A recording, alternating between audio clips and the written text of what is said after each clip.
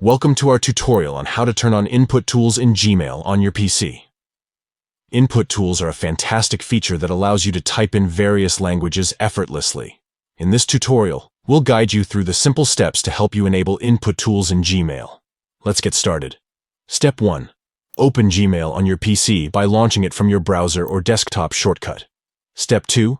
Under the Settings menu, locate and click on Select Input Tool to access the Input Tool options. Step 3. Once you're in the Input Tools settings, find and click on Open Input Tools Settings to proceed. Step 4. On the top of the Input Tools settings page, you'll find the toggle switch to turn on Input Tools. Simply click on it to enable the feature. By following these quick and easy steps, you can turn on Input Tools in Gmail on your PC. Thank you for watching our tutorial. If you found this information helpful, please consider giving this video a thumbs up and subscribing to our channel for more useful tutorials on Gmail and other tech-related topics.